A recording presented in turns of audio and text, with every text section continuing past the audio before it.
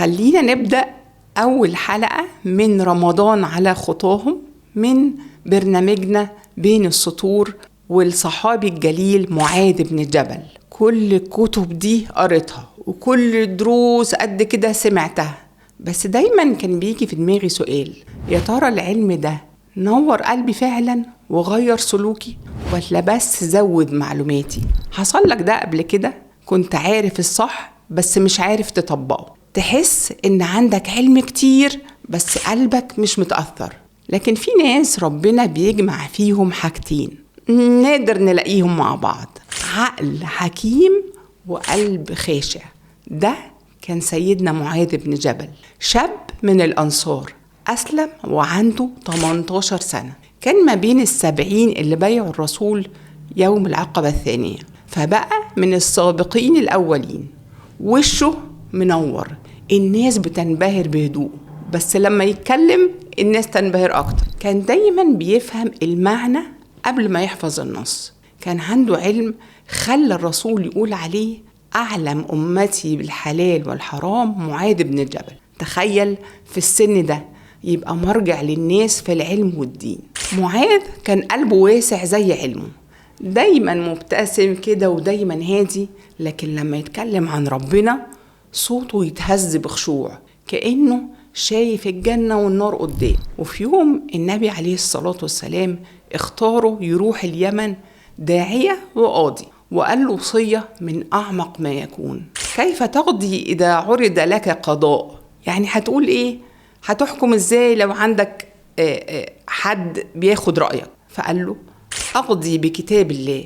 قال: فإن لم تجد؟ قال: فسنة رسول الله.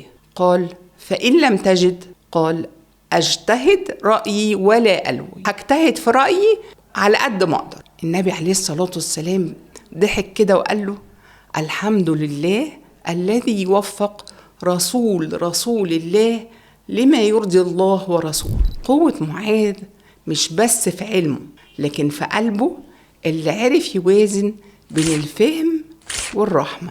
كان فقيه في الدين بس إنسان في التعامل.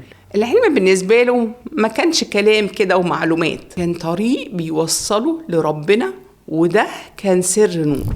احنا كمان اوقات بنعرف الصح بس بننسى نكون عندنا رحمة، واوقات بنرحم لدرجة ان احنا نسيب الحق. التوازن مش حاجة سهلة. معاذ جمع ما بين الاتنين، وده كان سر قوته.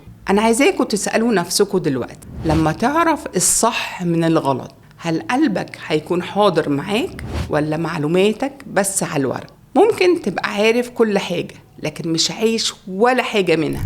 معاذ علمنا ان العلم الحقيقي هو اللي بيغير السلوك، بيخلي قلبنا أهدى، نفسنا أرحم، علاقتنا بربنا فيها صدق. الإيمان اللي مفهوش فهم ممكن يتحول لاندفاع، والعلم اللي مفهوش رحمة ممكن يبقى أسوأ. تخيل كده لو قلبك وعقلك اتفقوا مع بعض، كل قرار كل تصرف هيبقى نور هيلمس حياتك وحياة الناس اللي حواليك. بين سطور قصة سيدنا معاذ بنتعلم نعرف بس نعيش اللي عرفناه، ساعتها تبقى فعلا من اللي علمهم نور.